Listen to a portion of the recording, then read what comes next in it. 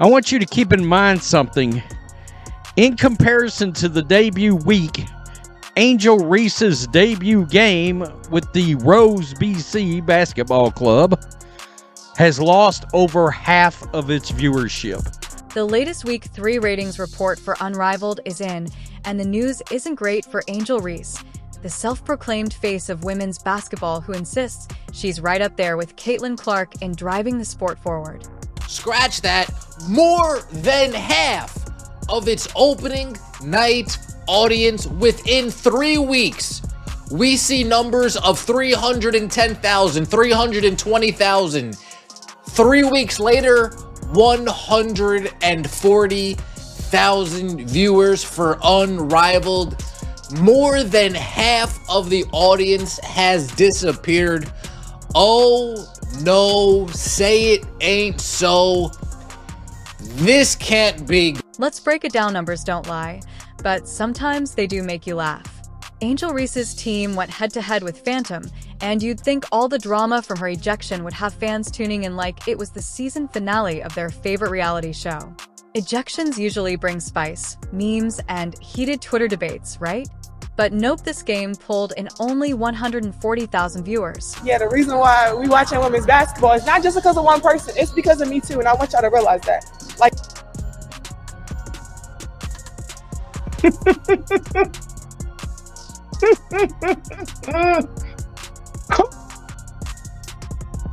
I'm sorry. I can't. She really believes that. She believed it then. She believed that they were started to watch her because of that one game. Now, let's put that in perspective. Another game in the same league between the Laces and the Owls brought in 190,000 viewers. That's 50,000 more people who willingly tuned in to watch a matchup with zero ejections, zero drama, and nothing but good old-fashioned basketball. No sideline arguments, no dramatic exits, just layups, jump shots, and probably some solid defensive plays. Why no one is supporting their secondary dump. They wonder why no one is watching pretend basketball. Maybe if they focused on the actual basketball instead of focusing on their weird utopian fantasies, maybe their dump would be upgraded to a polished turf. So, what does this tell us? Maybe the ejection wasn't the ratings magnet some expected, or maybe people are tuning in for actual basketball, not just theatrics. Wild concept, right? Either way, Angel Reese's squad might need to rethink their strategy, because if drama isn't pulling in the views and the game itself isn't either, then what's left? Mascot dance-offs, half-court trick shots, free tacos. For viewers, somebody better get the marketing team on the line. We start getting there. Saturday coverage, 98,000 on True TV alone. On True TV alone, but they must not have counted TNT. It wasn't on TNT. It was on True TV only. Okay? It was on True TV only. So no TNT numbers, no HBO Max numbers. Lunar Owls on True TV, 118,000. Missed Rose on True TV, 76,000. So, Angel, are we still claiming you're the reason the league is thriving? Because from what we're seeing, the numbers tell a very different story, and trust me, numbers don't lie unless you're an influencer rounding up your follower count. Wait, you mean to tell me that after all the drama, all the attitude, and all the "I'm changing the game" speeches, you still can't get people to watch? Now, we already know what her fans will say, but Angel is a star. She's just as influential as Caitlin Clark. To that, I say really, because last I checked, being influential usually means people actually watch you play. And if we're talking true impact, let's be honest, one of these names is clearly outshining the other, and that name is Caitlin Clark. You guys don't remember? Angel Reese said she was also the draw. Did you guys forget about that? The hottest woman basketball player on the planet isn't involved in the Unrivaled, and weeks in, ratings are down under 100,000 viewers. So where's the lie? What am I missing? And let's not forget, Angel herself said, "It's not just Caitlin changing the WNBA, it's me too." But logically, ma'am, your viewership numbers seem to disagree. Last time we checked, when Caitlin Clark hits the court, ratings spike like gas prices in the summer. When Angel steps on the court, well, The numbers look more like a clearance sale at a discount store decent, but far from selling out. Don't get me wrong, we're all for confident athletes talking their talk. But if you're going to claim you're shifting the culture, the least you can do is show the numbers to prove it. It all started from the national championship game, and I've been dealing with this for 2 years now. And understanding, like, yeah, negative things have probably been said about me, but honestly, I'll take that because look where women's basketball is. People are talking about women's basketball, but you never would think that we'd be talking about women's basketball. People are pulling up to games. We got celebrities coming to games, sold out arenas, like, just because of one single game. And just looking at that, like, I'll take that. Otherwise, we might have to put some of these "I'm changing the game" claims on layaway until further notice. At the end of the day, I respect Angel's hustle, the determination to stay relevant even when she's got little to show for it. Sure, she's got talking talent, but let's not pretend the league is suddenly booming because of her when the numbers clearly favor someone else. Caitlin Clark isn't just bringing ratings, she's bringing record-breaking ratings. Legacy crosses teams and fandoms following today's win. South Carolina coach Dawn Staley took a moment to acknowledge what Clark has done for the sport. Just don't want to not utilize this opportunity to thank Caitlin for what she's done for women's basketball. Like, her shoulders were heavy and getting a lot of eyeballs on our game. Let's be real, if Caitlin Clark were playing in Unrivaled, do you honestly think she'd be pulling in less than 200,000 viewers? Come on.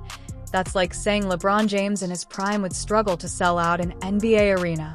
Ridiculous, right? Clark has been a walking, talking ratings machine everywhere she goes. The moment she steps on a court, TV executives start rubbing their hands like cartoon villains ready to cash in. If she were in this league, we wouldn't even be debating this, we'd be talking about Unrivaled taking over the sports world, networks throwing absurd money at broadcast rights, and every other kid on the block rocking a Caitlin Clark jersey like it's 1996 and Michael Jordan just won another championship. But that's not the reality.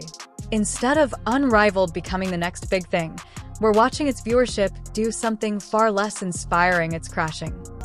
Angel Reese. Unrivaled basketball. Now 190 is better than 140, but both are better than the week prior and both are better than the opening night. We are headed on a downward spiral. Fast. This is falling fast, folks. This is going fast. Let's talk about the elephant in the room. Unrivaled launched with an impressive 300,000 viewers, a solid start, and a promising sign for the future of women's basketball. But fast forward just 3 weeks, and that number has been cut in half. Half as in, if Unrivaled's viewership were a paycheck, players would be having some very awkward conversations with their landlords. So how did we get here? How does a league that was supposed to revolutionize women's basketball suddenly find itself losing viewers faster than a bad Netflix show? Angel Reese has the 2 lowest rated games in this entire thing. And we might find out about tomorrow that the game on Saturday that she played is the 3rd lowest, or maybe the lowest rated game thus far. But she has the number 1 and number 2 for lowest watch games, 76,000 and 89,000. Well, for starters, star power matters, and right now Unrivaled is missing the biggest star in women's basketball. Caitlin Clark isn't just a player. She's an event, a spectacle, the kind of athlete who makes people who don't even care about sports suddenly start debating shooting mechanics. Without her, Unrivaled feels like just another basketball league. And that's a problem. Because let's be honest, when the WNBA had Clark on the court, they weren't just getting numbers. They were getting record-breaking, history-making, your grandma suddenly knows who Caitlin Clark is levels of numbers. Without her, well, let's just say those ratings have been pulling off their best disappearing act. Caitlin Clark is somebody that is going to probably, she's going to, I would say, be, in my opinion, the second favorite for MVP. I think she is going to be the second favorite for MVP in the WNBA. That is how confident I am in Caitlin Clark's year 2. And we've seen a lot of things. Unrivaled's downward trend isn't just a warning sign, it's a flashing neon billboard screaming, "We need a fix, and we need it now." Whether that means bringing in more star players, overhauling the marketing strategy, or straight up bribing Caitlin Clark with unlimited endorsement deals and a lifetime supply of Gatorade, something has to change. Because if Unrivaled wants to be the future of women's basketball, it needs an audience to actually witness that future, and right now, the outlook isn't nearly as bright as they'd hoped. Each week, the viewership keeps going down at this rate. By next month, they'll be lucky to crack 50,000 viewers. And here's the wild part: this league was marketed as a game changer for women's basketball, a stage for star power to shine. But when your so-called star power can't keep people engaged, what does that really say? Imagine launching a new league, pouring hype into it, and realizing the biggest storyline isn't the quality of basketball, but the fact that Angel Reese can't seem to stop embarrassing herself on the court. She got benched yesterday. How in the hell, because y'all called for the coach to get fired, when she got 4 points in 8 damn minutes, bro?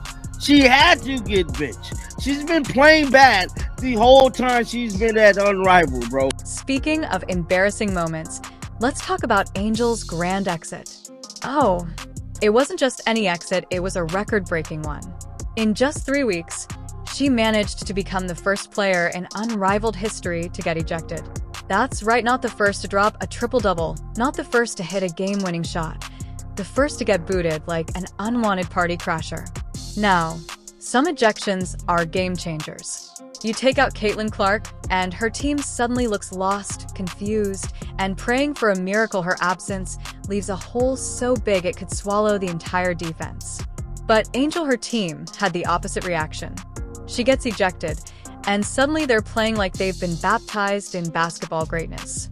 How do you get tossed out of a game, and instead of your teammates mourning your absence, they start playing like they just escaped a hostage situation that's got a sting? Guys, we talk about this all the time. We do. I don't know what it is. She gets ejected, only plays 7 minutes, and her team wins. I mean, how does that happen? She had 15 rebounds. It just so happened she had 5 offensive ones, and she missed 5 shots. I'm just throwing that out there. But wow. Okay. Yeah, I don't know why that happens.